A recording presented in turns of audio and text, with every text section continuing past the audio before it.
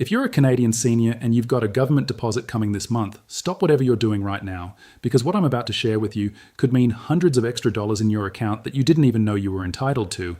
The date is July 3rd, 2026. That's the confirmed payment date for CPP, OAS, and GIS. But here's what most people don't realize. July isn't just any ordinary payment month. This is a quarter adjustment month. That means the federal government has recalculated certain benefit amounts to reflect the current rate of inflation. And for many seniors across Canada, that number landing in your bank account on July 3rd is going to be higher than what you received in June. Not by accident, not by luck, by design.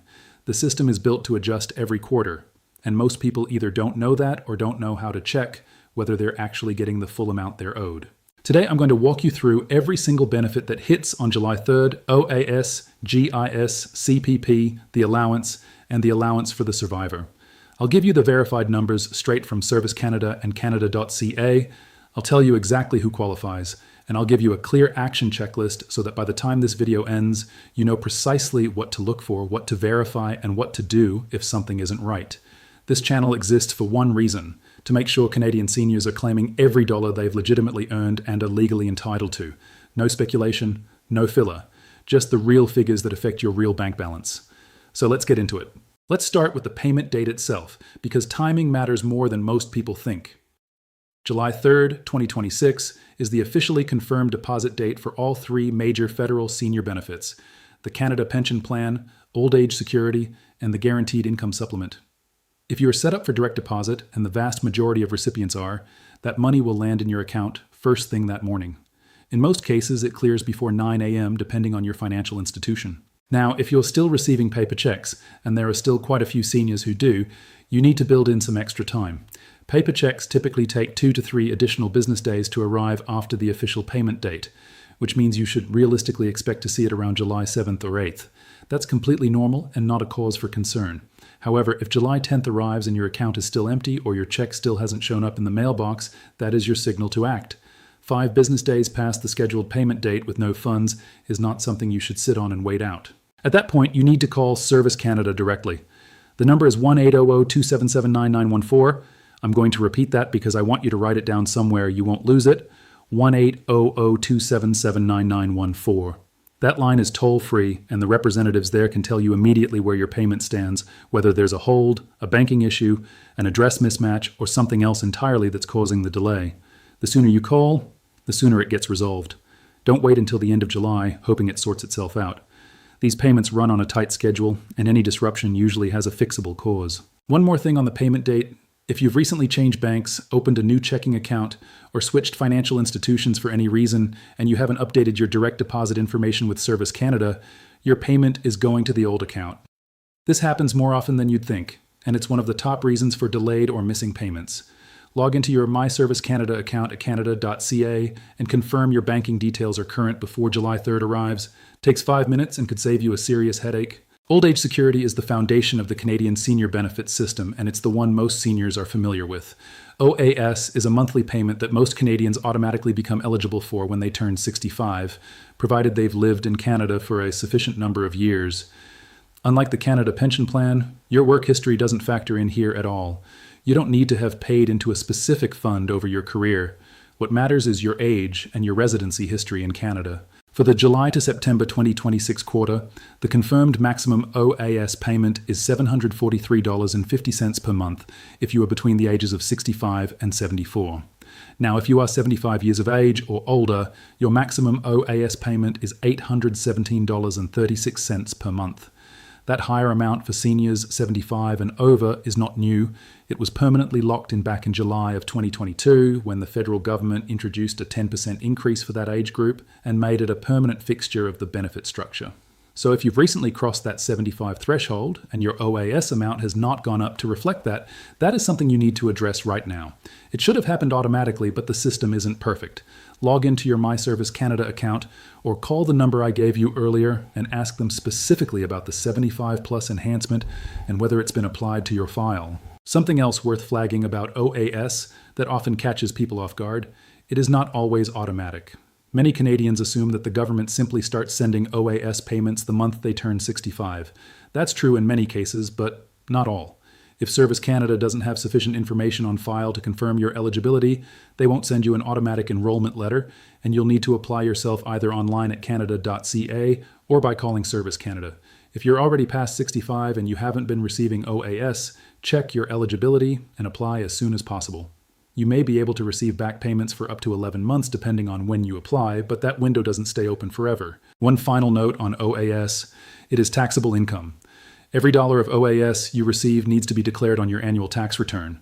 And if your individual net income exceeds a certain threshold, for 2026 that's approximately $90,997, you may be subject to the OAS clawback, formerly known as the OAS recovery tax.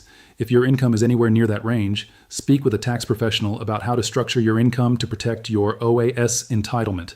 Now we get to the benefit I want you to pay the most attention to in this entire video, because it is the one that helps the most people and yet is the one most commonly missed, misunderstood, or accidentally lost.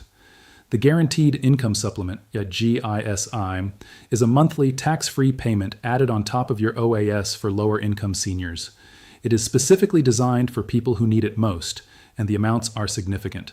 For the July to September 2026 quarter, if you are a single person, a widow, or a widower receiving OAS, the maximum GIS payment you can receive is $1,086.88 per month. If you are part of a couple and both partners are receiving OAS, each person can receive up to $654.23 per month. Those are not small numbers. For a single senior receiving the full OAS plus full GIS, that's nearly $1,830 a month in combined federal benefits before any provincial top-ups that may also apply in your province. To qualify for GIS as a single or widowed senior, your annual income from sources other than OAS must remain below $22,056. For couples, the combined threshold is $29,136. These income thresholds are specifically structured to ensure that the people who need this support the most are the ones receiving it, and they're calculated based on your income in the previous calendar year as reported on your tax return. And that brings us to the single most important thing I need you to understand about GIS. It must be renewed every single year based on your tax return. The Canada Revenue Agency shares your income data with Service Canada to confirm you still qualify. And if that data isn't there because you didn't file your taxes or you filed very late, Service Canada has no way to confirm your eligibility. What happens then? They reduce your GIS or stop it altogether. Not because you stopped qualifying, not because your income changed, but because the paperwork wasn't in place to confirm it. This is the leading cause of GIS disruptions for Canadian seniors, and it's entirely preventable. If your GIS payment seems lower than it should be this quarter, or if it's been stopped entirely, the very first thing you need to do is call 1-800-277-9914 and specifically ask them to review your GIS renewal status. Ask them what tax year they have on file, whether your return was received, and whether your renewal has been processed for the current benefit year. Get the information, write it down, and follow up if needed. If you haven't filed your taxes and you're worried about the cost or the complexity, please know that free help is available across Canada through the CRA's Community Volunteer Income Tax Program. This is a federal program that connects lower-income individuals, including seniors, with trained volunteers who will file your return at absolutely no cost. To find a clinic near you, call 1-8009-598281. That number again is 1-8009-598281. There is no reason to lose your GIS over an unfiled tax return when free help exists specifically for this situation. One more thing about GIS that's worth repeating: the benefit itself is completely tax-free. You do not pay tax on GIS income, but you still must file your taxes every year to keep receiving it. Filing your return isn't just a legal requirement for GIS recipients. It is the mechanism that keeps your benefits flowing. The Canada Pension Plan is the third major payment landing on July 3rd, and it works very differently from OAS and GIS. CPP is not based on your age or your income level in retirement. It's based entirely on your personal contribution history over your working years. How long you worked, how much you earned, and how consistently you contributed to CPP throughout your career all determine what your monthly CPP payment looks like. That's why no two CPP payments are exactly the same. For 2026, the maximum CPP retirement benefit at age 65 is $1,433 per month. That figure reflects the 2% inflation adjustment that was applied at the start of January 2026. However, the maximum is only paid to people who contributed the maximum allowable amount to CPP for a very long period of time. The average CPP payment for new recipients in 2026 is approximately $830 per month, which is much more representative of what most Canadians actually receive. If your working years included periods of low income, gaps in employment, time spent caregiving, or years before CPP contributions were mandatory, your amount will reflect that. The only way to know your exact CPP amount with certainty is to check your My Service Canada account at canada.ca. Once you're logged in, you'll be able to see not just your current payment, but also your entire contribution history, which can help you understand exactly how your benefit was calculated. If you spot any gaps or discrepancies in your contribution record, years where you know you worked, but no contributions appear, that's worth investigating because corrections can sometimes increase your benefit. CPP is taxable income, and in most cases, income tax is withheld at the source, meaning Service Canada deducts it before the money hits your account. However, depending on your total annual income from all sources, you may still owe additional tax at filing time, or you may be eligible for a refund. If your overall income is low enough, you can request that Service Canada reduce or eliminate the withholding at source by submitting a TD1 form. A tax professional or even a community tax clinic can help you figure out whether that makes sense in your situation. I want to spend a few minutes on two benefits that are among the least claimed in the entire federal system, not because people don't qualify, but simply because they have never been told these programs exist. If this applies to you or to someone you love, please share this information because it represents real money that is sitting unclaimed right now. The first is called the allowance. It's a monthly payment for Canadians who are between the ages of 60 and 64 and whose spouse or common law partner is already receiving both OAS and GIS. If your combined household income is below $41,664 per year, you may qualify for up to $1,381.90 per month. Think about what that means. If you're 62 years old, not yet eligible for OAS yourself, but your partner is receiving OAS and GIS, you could be receiving nearly $1,400 a month in federal support right now. Many people in exactly this situation have no idea this benefit exists. The second is the allowance for the survivor. This one is for Canadians aged 60 to 64 who have lost a spouse or common law partner and whose personal annual income is below $30,360. If that describes your situation, you may be entitled to up to $1,747.34 per month. That is a substantial amount of support for a vulnerable group of people who are often navigating financial instability on top of grief. And yet this benefit is consistently one of the most underutilized in the federal program. Both of these benefits end automatically when you turn 65 and become eligible for OAS in your own right.